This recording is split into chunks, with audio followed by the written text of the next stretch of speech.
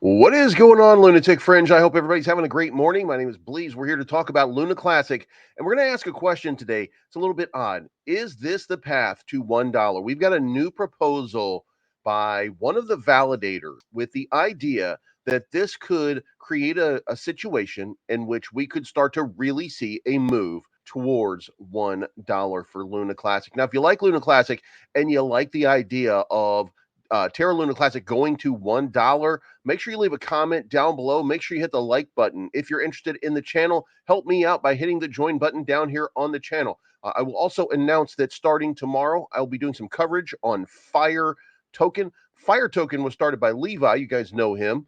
Crypto King, I want to say.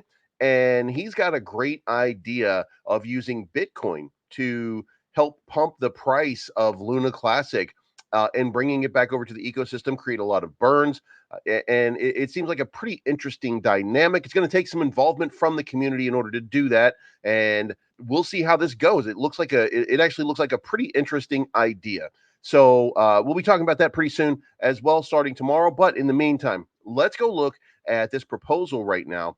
And you guys tell me what you think. So Terra Luna Classic Validator proposes a Dynecom for burn LUNC to $1. So the Luna Knots validator submitted a proposal for discussion on the Commonwealth Forum aiming to improve Dynecom for burn and Oracle pool. However, the validator admits that the proposal still needs work and a formula to tweak the Dynecom. These adjustments to maintain fairness among validators of different sizes promote a balance of distribution of additional commission sets and incorporate governance input for ongoing optimizations. Implementing these suggestions can contribute to a more robust and equitable dynamic minimum commission system. The validator suggests changes in validator size neutrality to prevent large validators from disproportionately benefiting. In addition, distribute the extra Dynecom sets to burn, Oracle pool, and community pool in a 50-25-25 manner. Governance input on allocation parameters, and regular evaluation of allocation mechanism for top validators. He cites that all nodes wants a 10% commission, but the dynamic minimum commission increased it to 20. Why not send the extra 10% to burn an Oracle pool? So that seems like at least a decent idea. I'm still not a fan of giving away anybody's tokens for any reason whatsoever, but if you are voluntarily trading it, knowing the parameters, then I'm absolutely cool with that. Now, let's go check out the price chart here, and you can see we're having a sell-off at this moment right now. Now, what is happening in the market? Well, I get the sense we had a big move on Bitcoin, so the recovery seems to be underway. With that being underway, I get a sense here that we're probably going to see some of the oxygen sucked out of Luna Classic for a short period of time. Also with USTC, which you can see also is dipping super hard at this moment, but going around the market, you're not seeing the same sort of dip. So what I think is happening right now is we got a buy signal. If you look over here, I'm using high IQ indicator, but I don't see any buy signal, but we got a big buy signal that just came in the last 30 minutes from Bitcoin. And then, of course, we also saw this sell-off. So I think what's happening is people are going to pile into Bitcoin because Bitcoin's set for another move. Today is the first day of the FOMC meeting. So we might see that move, and then the money will start to flood its way back into Luna Classic. Also, should be noted, we are in right now the region of the golden pocket. The golden pocket is still at 15 and 12. So we're not exactly there yet. What we're going to be looking for is a move potentially into that range. Now, guys, that is the strongest buy signal that you're going to get. If you get a move into the golden pocket, then you're absolutely looking for an opportunity for a buy, right? Now, by the way, when I was looking at that, I was looking at the 5-minute chart. So it doesn't look as catastrophic when you move into the longer time frames, just to give you guys clarity for this. So it's potential, but you can see that zooming in here, you can see that we're having a little resistance getting back above the 50 line. So if that's the case, then it is entirely possible and probable that we're going to come back to the downside of this area right here, because that's your descending channel. Everything kind of matches up here, and then have a bounce off of that back up here. That is entirely possible to happen at this point. Let's remember, we're still up 3x from where we were 1 month ago.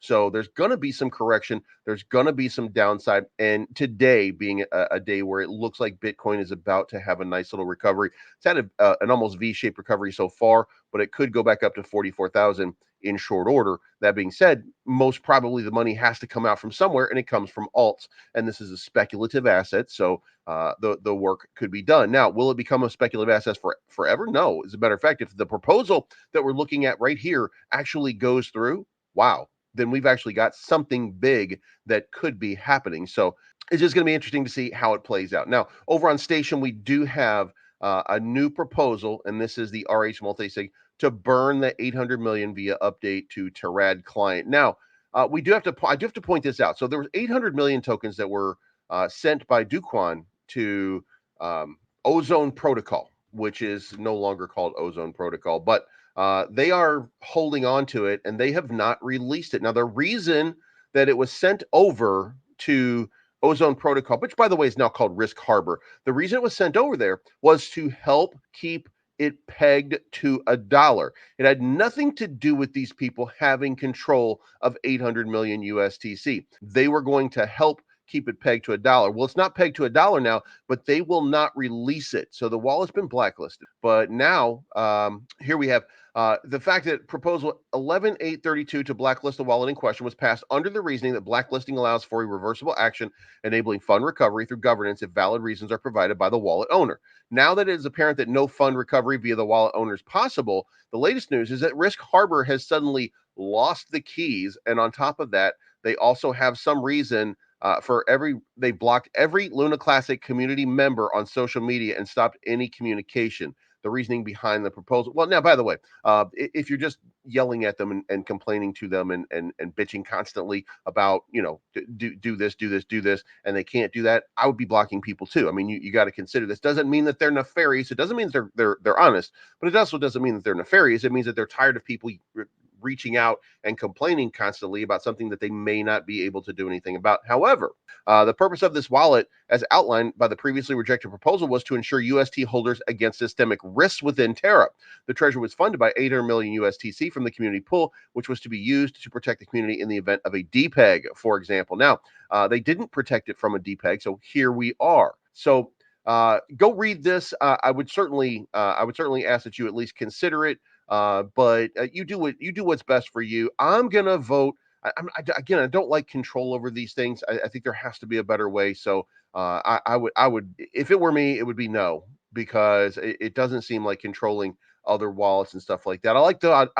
Guys, I love the idea of burning tokens. I'm a big fan of the burns. I'm not a fan of doing it at the expense of something that I'm not a fan of doing it at the expense of the autonomy that Luna Classic is to represent.